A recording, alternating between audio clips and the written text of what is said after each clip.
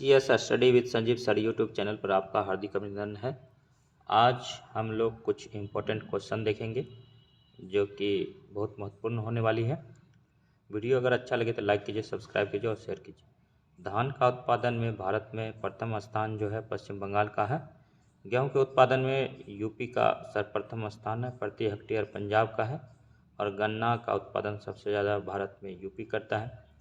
मूंगफली का उत्पादन गुजरात करता है। बिहार एसआई दरोगा में पूछा गया क्वेश्चन, बीपीएससी में आने की इसकी संभावना है। चाय का उत्पादन असम में होता है, बिहार एसआई में पूछा गया क्वेश्चन है। और बांस का उत्पादन जो असम में होता है। जूट का उत्पादन सबसे ज़्यादा पश्चिम बंगाल में होता है। तंबाकू का उत्पादन आंध्र प्रदेश में सबसे ज़्यादा होता है। केले का उत्पादन तमिलनाडु में होता है। केसर का उत्पादन जम्मू कश्मीर में होता है। और प्याज महाराष्ट्र में होता है। काली मिर्च जो है केरल में होता है। और कपास का उत्पादन गुजरात में होता है। कॉफ़ी का उत्पादन की बात करें तो कर्नाटक में होता है। और केसर जो है जम्मू कश्मीर में उत्पादन होता है सबसे ज़्यादा।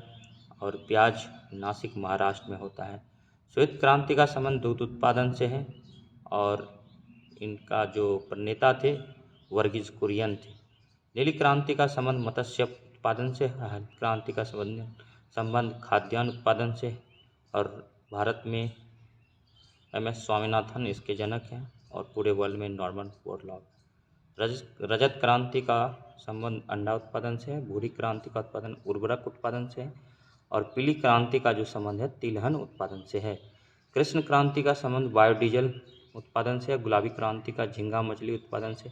और बादामी क्रांति का उत्पादन बादामी क्रांति जो है इसका संबंध मसाला उत्पादन से है। गोल क्रांति का आलू से संबंधित है। और 1927 ईस्वी में जो गांधी जी नेतृत्व किए थे उनके बारे में थोड़ा जानेंगे। और बेसिकली देखते हैं कि GS study with Sanjeev sir YouTube channel पर आप बने रहिए। और बारदोली 1928 में हुआ था। बारदोली क्षेत्र में काली प्रांत जनजाति को हाली पद्धति के अंतर्गत उच्च जातियों के यहाँ पुश्तैनी मजदूरी के रूप में कार्य करना होता था। गांधी जी की सलाह पर बारदोली के कार्यकर्ताओं द्वारा काली प्राजों का सम्मेलन आयोजित हुआ जो कि 1927 में हुआ। यही हम बताना चाहते थे कि 1927 ईस्वी में जो गांधी जी अध्यक्षता किए थे वो काली प्राओं को रानी प्राज यानी वनवासी की उपाधि दी गई थी। तो पूछेगा कि काली प्राओं को रानी प्राज की उपाधि कौन दिया, तो गांधी जी दिए थे। बारदोली सत्याग्रह का नेतृत्व ऐसे सरदार वल्लभ भाई पटेल किए थे। और सरदार पटेल के सहयोग से ही मीनाबेन पटेल और मीटू बेन, शारदा बेन आदि महिलाओं का भी सहयोग हुआ था। और महिलाओं की तरफ से सरदार वल्लभ भाई पटेल को सरदार की उपाधि महात्मा गांधी ने दिया था। गांधी जी ने बारदोली सत्याग्रह के संदर्भ में कहा था कि यद्यपि यह संघर्ष स्वराज्य प्राप्ति के लिए नहीं है, लेकिन इस तरह का प्रत्येक संघर्ष हमें स्वराज्य की ओर ले जाता रहा। संसद में 1976 में बंधुआ उन्मूलन एक्ट पारित किया कर बंधुआ मजदूरी व्यवस्था को अवैध घोषित किया गया था। और रैम का तात्पर्य था रैंडम एक्सेस मेमोरी, रोम का होता है रीड ओनली मेमोरी। और अब हम लोग जानेंगे लोकहितवादी के नाम से गोपाल हरिदेश को जानते हैं। बाल गंगाधर तिलक को निस्वार्थ देश सेवा भावना के कारण लोकमान्य की उपाधि दिया था।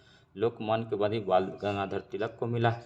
और गोपाल हरिदेश को जो है कि हम लोग लोकहितवादी के नाम से जानते हैं।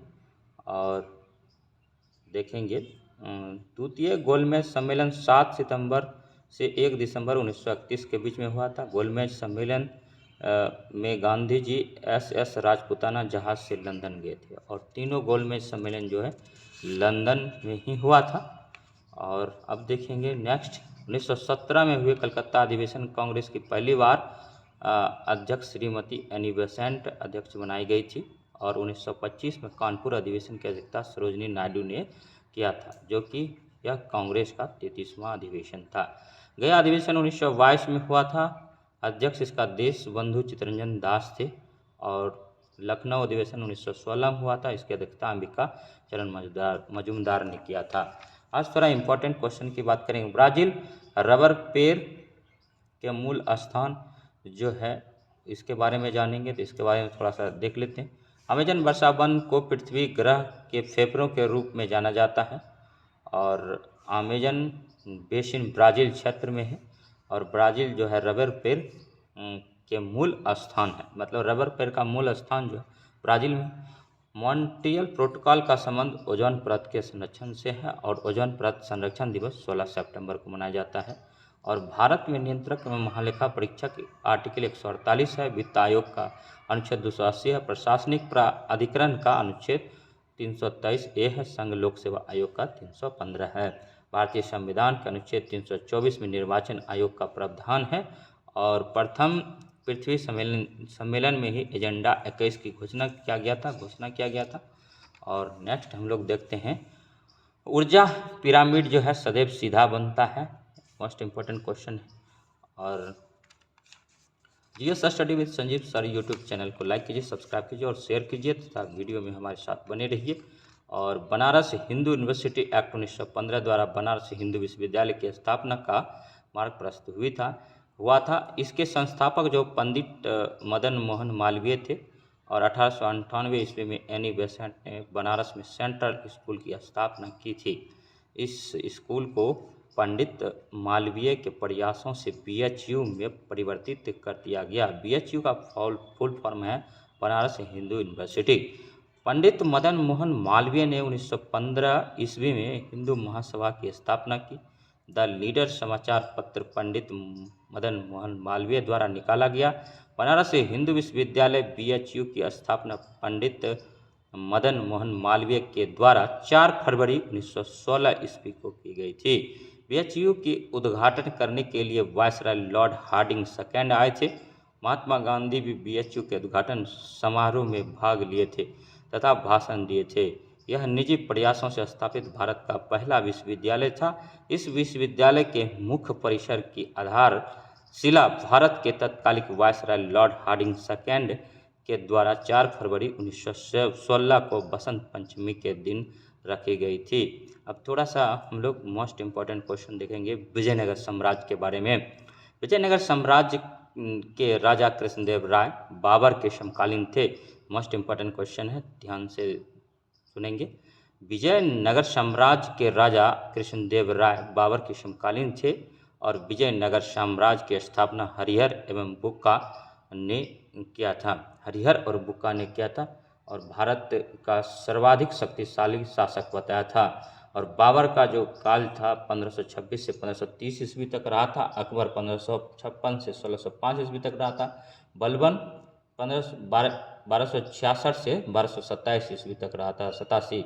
और फिरोज शाह तुगलक 1351 से 1388 ईस्वी तक रहा था। कृष्णदेव राय 1509 से 1529 ईस्वी तक रहा था। कृष्णदेव राय को तुगलक वंश से थे। कृष्णदेव राय विजयनगर साम्राज्य के महानतम शासक थे। कृष्णदेव राय तुगलक वंश से संबंधित था। कृष्णदेव राय ने आमुक्त माल्यद, जामवती कल्याणम, मदारसा चरित्र और सत्यवधू परिणय जैसे पुस्तकों की रचना की।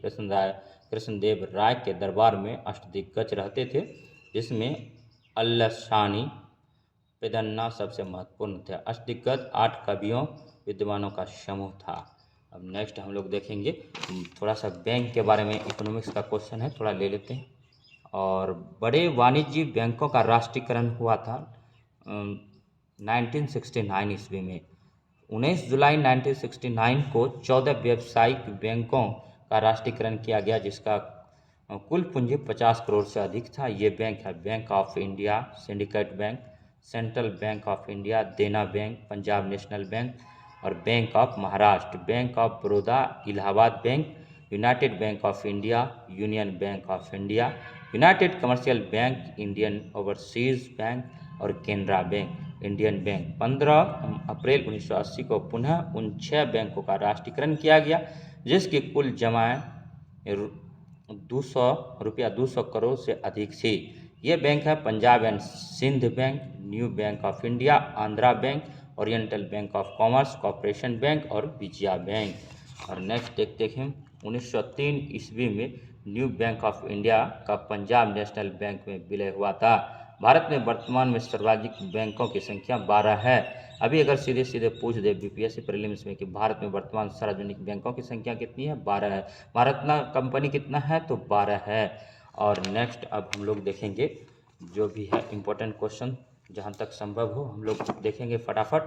और द लीडर समाचार पत्र जो है पंडित मदन मोहन मालवीय द्वारा निकाला गया था, ये भी हम लोग ध्यान में रखेंगे।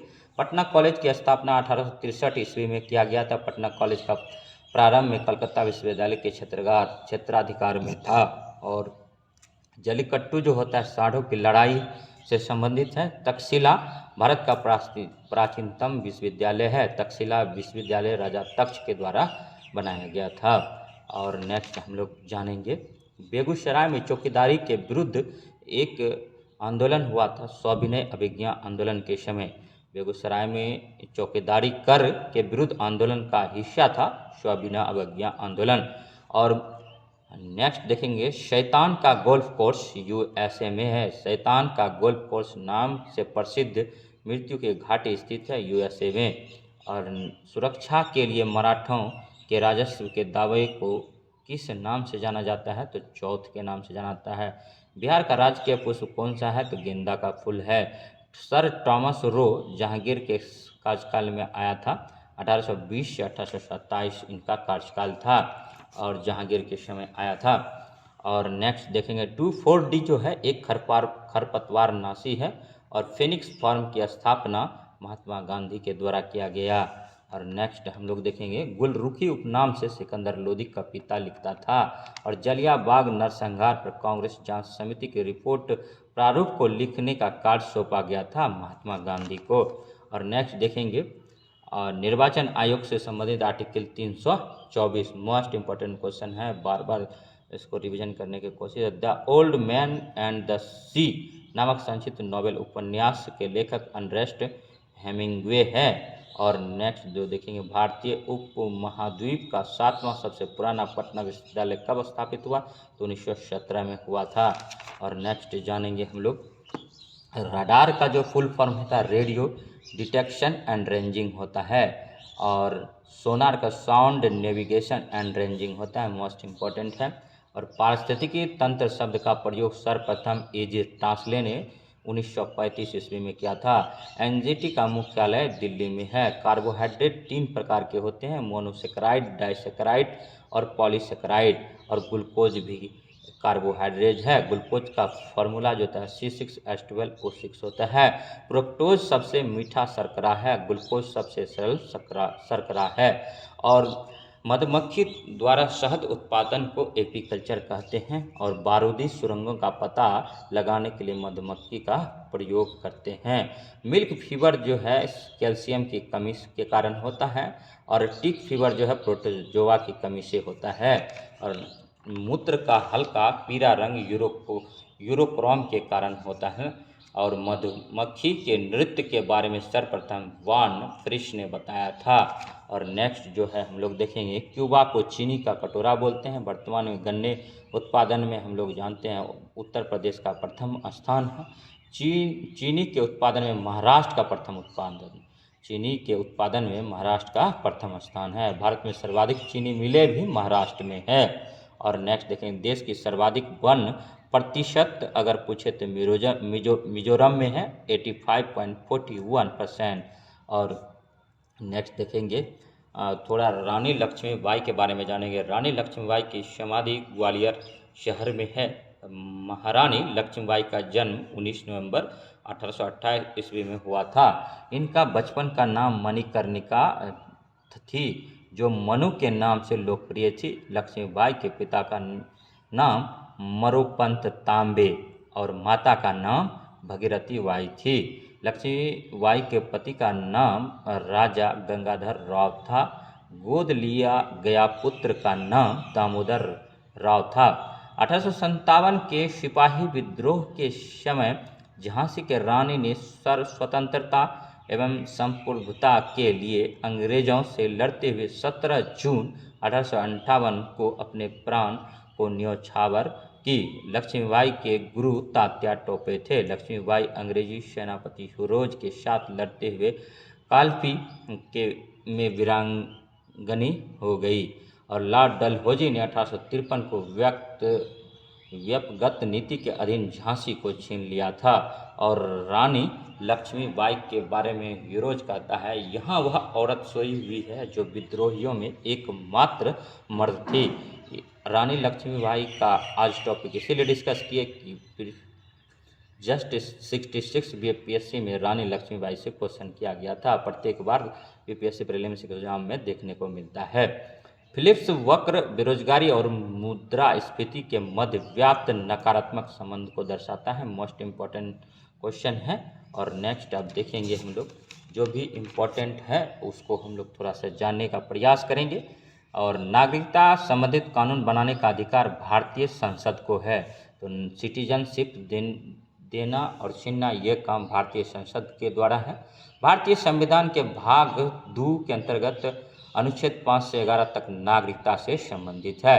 और मोस्ट इम्पॉर्टेंट देखेंगे और अनुच्छेद 14, 17, 18, 20, 21, 21A, 22, 23, 24, 25, 26, 27 एवं 28 में उल्लेखित अधिकार भारतीयों के साथ विदेशियों को भी भारत में प्रदान किए जाते हैं।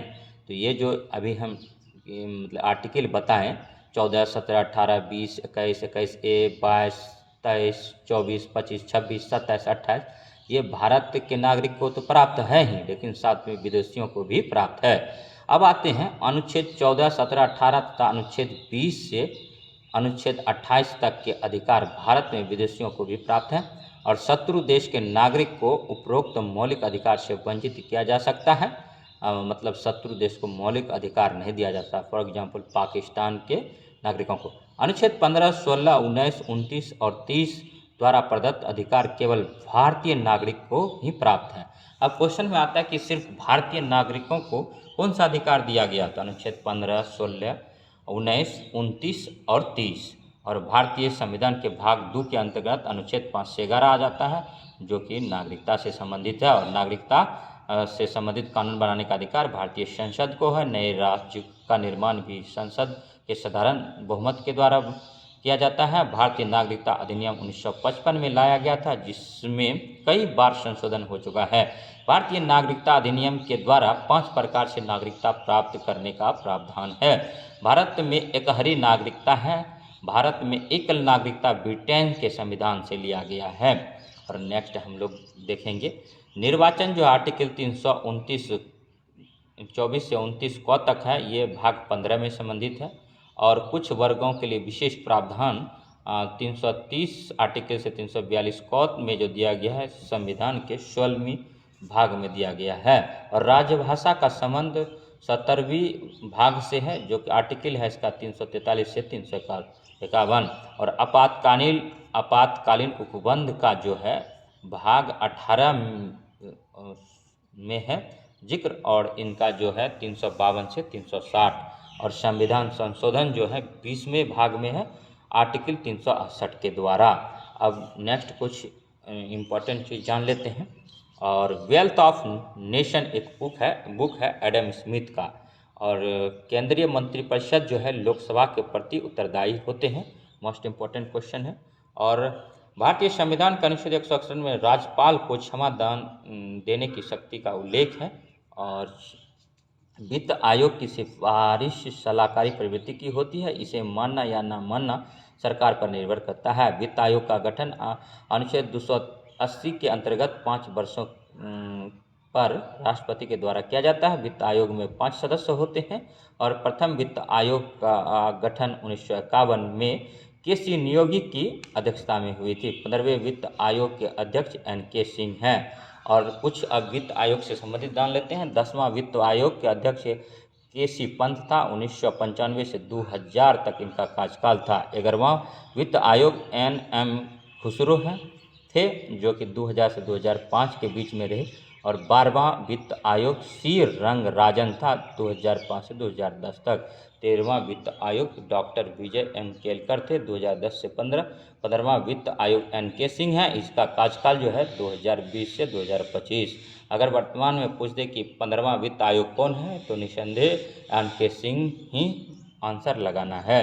और नेक्स्ट कुछ हम लोग इम्पोर्टेंट क्वेश्चन देख लेते हैं। और दिनेश गोस्वामी समिति 1990 ईस्वी में सिफारिश दिया था। इनका संबंध जो है दिनेश गोस्वामी संबंध मतदान से संबंधित है और चुनाव से भी कह सकते हैं इनका, दिनेश गोस्वामी समिति। और नेक्स्ट जो है हॉर्निवल महोत्सव जो है नागालैंड में मनाया जाता है। और नेक्स्ट देख लेते हैं, विश्व तपेदिक दिवस 24 मार्च को मनाया जाता है। मोस्ट इम्पॉर्टेंट क्वेश्चन है, विश्व तपेदिक यानी टीबी दिवस 24 मार्च को मनाया जाता है। और वर्गीकरण के जन्मदाता कैरोलस लिनियस को माना जाता है। और नेक्स्ट जो है जीटी रोड का निर्माण शेरशाह द्वारा किया गया था। जीटी रोड का पुनः निर्माण लॉर्ड ऑकलैंड के काल में किया गया था। भारत का सर्वाधिक लंबा राष्ट्रीय राजमार्ग अभी NH-44 है। भारत का सर्वाधिक लंबा राष्ट्रीय राजमार्ग संख्या NH-44 है। और नेक्स्ट देख लेते हैं हम लोग, और पीतल जो है Cu+Zn से मिलकर बनता है। कांसा Cu+Sn से मिलकर बनता है। गन मेटल जो Cu+Zn+Sn से मिलकर बनता है। जर्मन सिल्वर जो है Cu+Zn+ निकेल से बनता है। सोल्डर जो है Pb+Sn से मिलकर बनता है। सोयाबीन में नाइट्रोजन स्थिरीकरण यानी नाइट्रोजन फिक्सेशन के लिए राइजोबियम ट्राइफोलाई बैक्टीरिया जिम्मेदार है। और नेक्स्ट जो है हम लोग देखते हैं, डेंगू बुखार वायरस से होता है। तो डेंगू बुखार जो है वो वायरस से होता है, याद रखना है। और गांधी जी ने एकमात्र भारतीय राष्ट्रीय कांग्रेस का अधिवेशन 1924 में बेलगांव में कर्नाटक में किए थे। और नेक्स्ट जो है इम्पोर्टेंट क्वेश्चन देखेंगे, ग्रीन हाउस गैस में सबसे महत्वपूर्ण योगदान जो है कार्बन डाइऑक्साइड गैस का होता है। और पुडुचेरी विधानसभा भारत का सबसे छोटा विधानसभा है, क्योंकि यहाँ सदस्य की सबसे कम संख्या रखी गई है 30। और नेक्स्ट इम्पॉर्टेंट क्वेश्चन देखेंगे, भारत का सबसे बड़ा कृत्रिम बंदरगाह चेन्नई बंदरगाह है। भारत का सबसे बड़ा कृत्रिम बंदरगाह चेन्नई बंदरगाह है। चेन्नई भारत का सबसे पुराना कृत्रिम बंदरगाह भी है। एन्नौर बंदरगाह का नया नाम काम राजार पोर्ट है। और महाराष्ट्र में दहानू के पास बघावन बंदरगाह भूस्वामित्व मॉडल में विकसित करने की कैबिनेट ने मंजूरी दी है। और नेक्स्ट हम लोग देखते हैं, रामप्रसाद बिस्मिल को जो फांसी हुआ था इनके बारे में थोड़ा डिटेल में जानेंगे। रामप्रसाद बिस्मिल को फांसी गोरखपुर जेल में हुई थी। काकोरी कांड में 29 भारतीय क्रांतिकारी पकड़े गए थे। इनमें रामप्रसाद बिस्मिल, अशफाक उल्ला खां, रोशन सिंह, राजेंद्र लहरी पर मुकदमा चलाकर फांसी दी गई थी। और तो यहाँ पर जो है सभी व्यक्ति को एक जेल में फांसी नहीं दिया गया था, इसीलिए इम्पोर्टेंट हो जाता है। और चारों को 4 जगह फांसी दिया गया था। रामप्रसाद बिस्मिल को गोरखपुर जेल में दिया गया था, राजेंद्र लहरी को गोंडा जेल में दिया गया था, रोशन सिंह को इलाहाबाद जेल में दिया गया था और अशफाक उल्ला खां को फैजाबाद जेल में दिया गया था। काकोरी ट्रेन डकैती घटना 9 अगस्त 1925 को घटित हुआ था। लखनऊ के पास काकोरी गांव में 8 डाउन मालगाड़ी को रोककर सरकारी खजाना लूट लिया गया था। इस केस में 4 को आजीवन कारावास तथा 17 को लंबी सजा दिया गया था। और नेक्स्ट हम लोग देखेंगे थोड़ा सा जलियांवाला बाग से संबंधित। 13 अप्रैल 1919 को जलियांवाला बाग हत्याकांड के बाद रविंद्रनाथ टैगोर ने ब्रिटिश सरकार से प्रदान की गई नाइटहुड की उपाधि 30 मई 1919 को लौटा दी। महात्मा गांधी ने जलियांवाला बाग हत्याकांड के विरोध में केसरी हिंद की उपाधि लौटा दिया। जमनालाल बजाज ने राय बहादुर की उपाधि इस घटना के बाद लौटा दिया। और जलियांवाला बाग हत्या के जांच के लिए कांग्रेस ने मालवीय समिति बनाया गया था, मदन मोहन मालवीय के नेतृत्व में। रविंद्रनाथ टैगोर को 1915 में ब्रिटिश सरकार की ओर से नाइटहुड की उपाधि दिया गया था। वायसराय के कार्यकारिणी परिषद के सदस्य शंकर नायर ने त्याग पत्र दे दिया था। जलियांवाला हत्याकांड के समय पंजाब का उपराज्यपाल माइकल ओडायर था। इस कांड में भारतीय सरकारी गवाह हंसराज बन गया।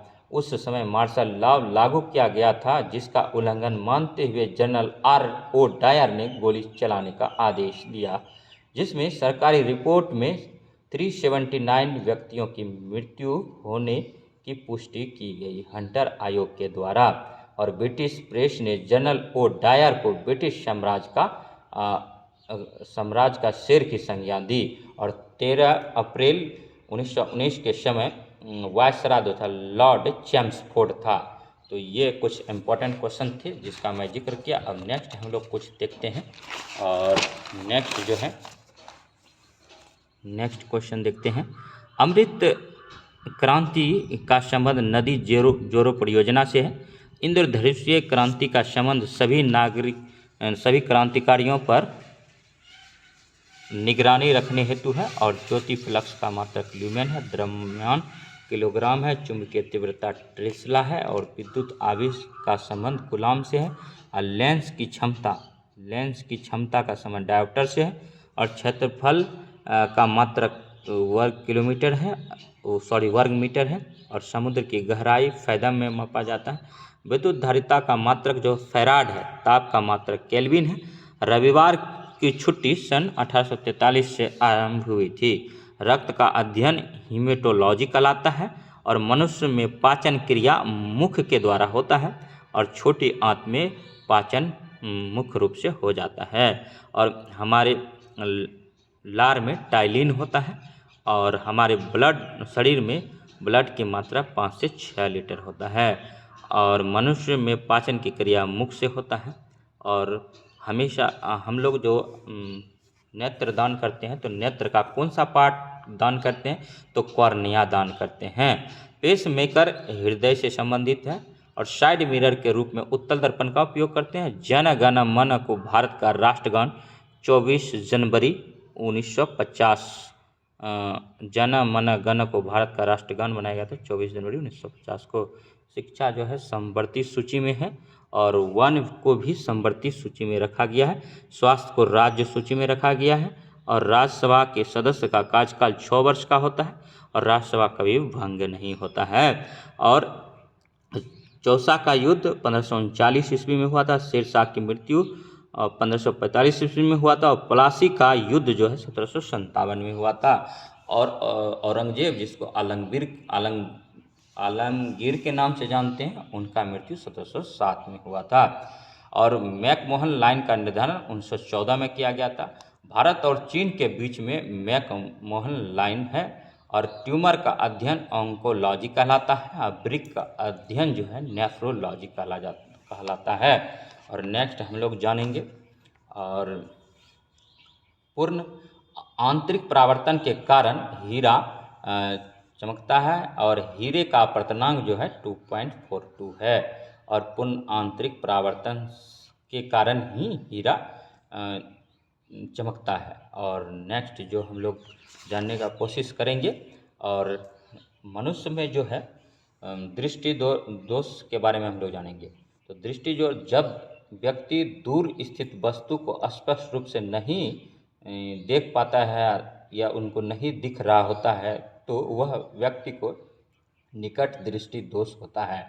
निकट दृष्टि दोष का निराकरण जो है अवतल लेंस से किया जाता है। मतलब निकट की वस्तु जब व्यक्ति को दूर की वस्तु स्पष्ट नहीं दिख पाता है, तब व्यक्ति को निकट दृष्टि दोष हो जाता है। उसमें अवतल लेंस का यूज होता है। जब निकट की वस्तु स्पष्ट रूप से नहीं देख पाता है और दूर की वस्तु को देख पाता है, तो दूर दृष्टि का दोष होता है। और दूर का निराकरण उत्तल लेंस के द्वारा होता है। निकट दृष्टि दोष मायोपिया में निकट की वस्तु दिखती है परंतु दूर की वस्तु स्पष्ट नहीं दिखती है। और दूर दृष्टि दोष हाइपरमेट्रोपिया कहते हैं, में दूर की वस्तु दिखती है परंतु नज़दीक की वस्तु स्पष्ट नहीं दिखती है।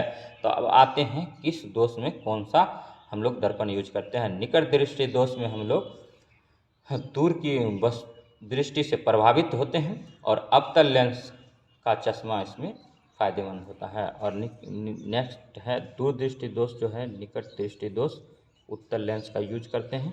और जरा दृष्टि दोष में निकट एवं दूर की वस्तु को निकट एवं दूर की वस्तु में दृष्टि प्रभावित होता है। और इसमें उत्तल लेंस का तथा अवतल लेंस का प्रयोग, यानी दोनों लेंस को मिलाकर बाइफोकल लेंस बनाते हैं, उसका यूज करते हैं।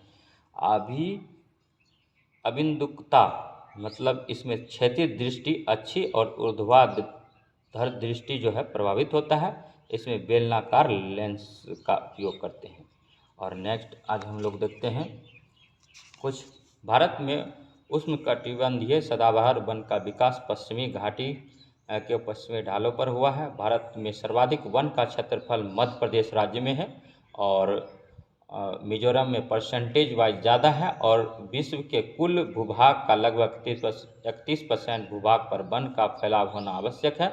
और विश्व के कुल वन का क्षेत्रफल का 2.82% वन का हिस्सा भारत में है।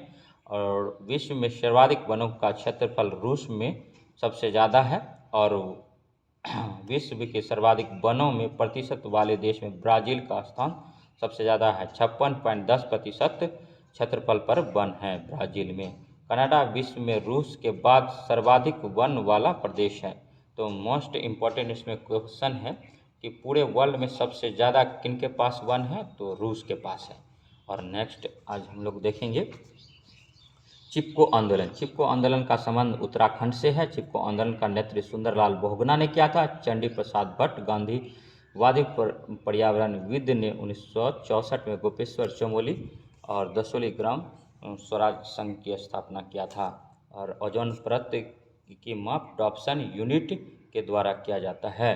और खगोलीय पिंडों के बीच की दूरी मापने के लिए एक पार्सेक यानी 1 लाइट ईयर के रूप में जानते हैं। और एक पार्सेक होता है 3.26 प्रकाश वर्ष होता है। एक प्रकाश वर्ष बराबर पूछा जाता है बीपीएससी में, तो 9.461 गुना 10^12 किलोमीटर होगा। और एक फैदम में 6 फीट होता है। एक फैदम में कितना होता है, 6 फीट होता है। ओजोन परत मुख्यतः स्ट्रेटोस्फीयर में पाया जाता है।